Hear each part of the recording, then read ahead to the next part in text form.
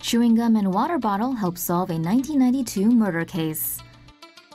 The Washington Post reports officers have cracked a 1992 murder case by getting a hold of the suspect's chewing gum and water bottle. Christy Merrick was a young teacher in Pennsylvania, excited for the Christmas holidays like anyone else. The next day, when she didn't show up at school, the principal called and then drove down to her townhouse. He goes inside and finds Merrick on the floor with Christmas presents for her students strewn around on the floor. The police reportedly investigated the case and determined she was beaten, strangled, and sexually assaulted. Unfortunately, the investigators never could find who murdered the poor woman until now. 25 years after the case went cold, investigators turned to genetic genealogy, a new technique where investigators match publicly available genealogical information with DNA found from victims at the crime scene. The investigators matched the DNA to Raymond Rowe, also known as DJ Freeze.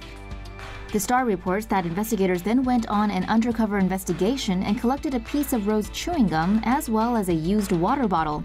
The suspect was reportedly taken into custody on Monday without being officially charged yet. Genetic genealogy has helped solve a number of other crimes. However, it has raised privacy concerns about DNA being publicly available for everyone. More murder mysteries. What we know so far about the chilling Boston double murder. More details have emerged about the gruesome killing of two Boston anesthesiologists, as authorities try to piece together what happened that tragic night. On Friday, suspect Bampuman Texera somehow managed to gain entry into the doctor's penthouse on the 11th floor, which was only accessible with a key. A friend alerted the police after receiving a text message from Dr. Richard Field, saying there was an armed man in his house.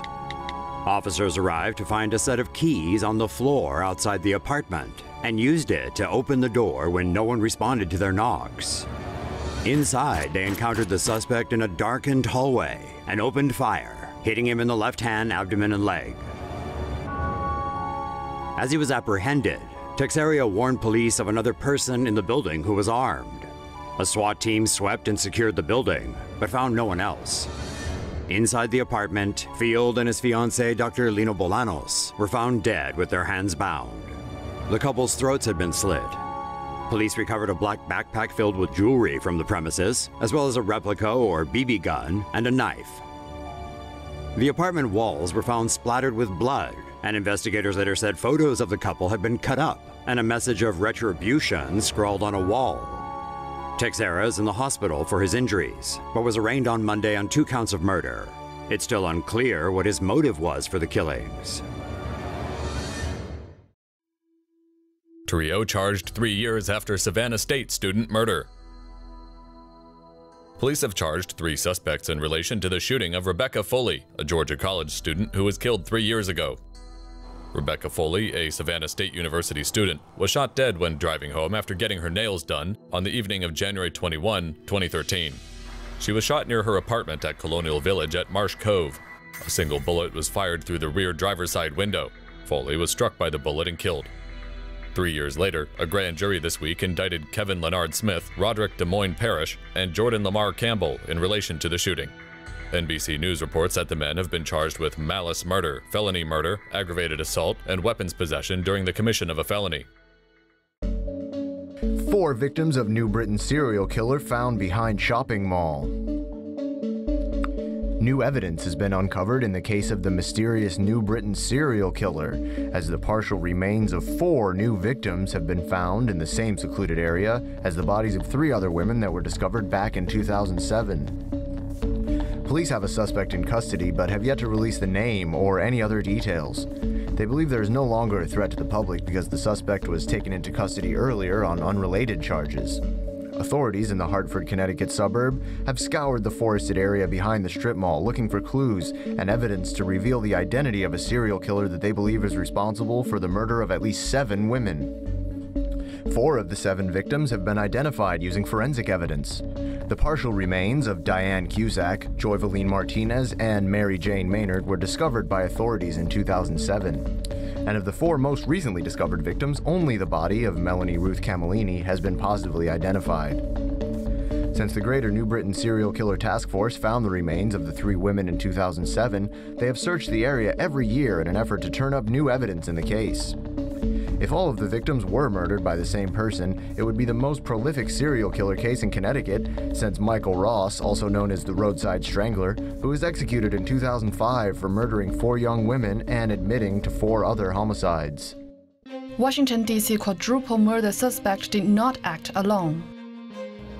Authorities said the killings of the Sofopoulos family in Washington, D.C. was carried out by more than one person.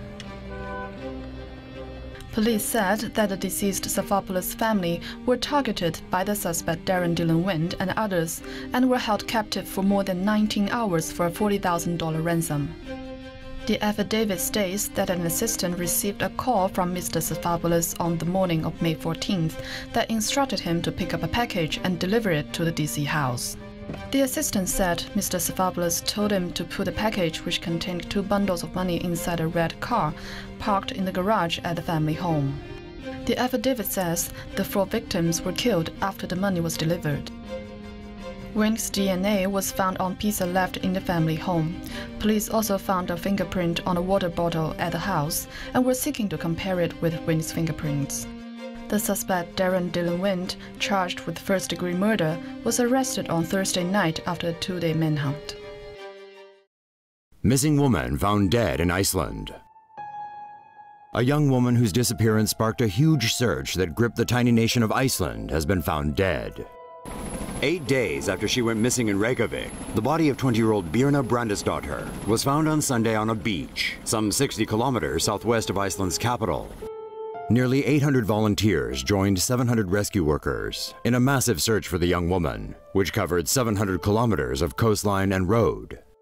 2 fishing trawler crew members from Greenland have been arrested on suspicion of murder. Police found 20 kilos of hashish aboard their ship. One of the men is also suspected of being connected to the smuggling operation. Birna's DNA matches blood found inside a red Kia car hired by the 2 men. Police said damage to the car suggests it was taken off-road, possibly near where the body was found. The car was also driven nearly 300 kilometers, which has yet to be explained. With a population of just 320,000 people, Iceland has averaged only 1.8 murders per year since 2001, making Birna's case a truly unusual occurrence. Birna, seen here on the right of the screen, went missing in the early hours of January 14th after a night out. She was last seen by witnesses at around 4 a.m. at a bar in Reykjavik city center. Birna left the venue and began walking away from the downtown area. CCTV cameras filmed her at around 5:25 a.m. Nearby, the red Kia was spotted by security cameras. As you can see from the video, Birna appeared a little unsteady on her feet as she walked along the street. According to phone company records, Birna's device was manually switched off about 30 minutes later, near a harbor 10 kilometers south of Reykjavik. Her shoes were later found near the harbor. Soon after the phone was turned off, the red Kia was seen at the harbor on CCTV. Cops traced the car as a rental, hired by the 2 trawler crewmen. After the trawler left Iceland, the Danish Coast Guard intercepted the boat and turned it back. Icelandic police then flew over by helicopter to inspect the vessel. The 2 suspects were arrested aboard the ship. A 3rd crew member was also arrested, but has since been released. A 4th crew member has been arrested in connection with the drugs found aboard the trawler.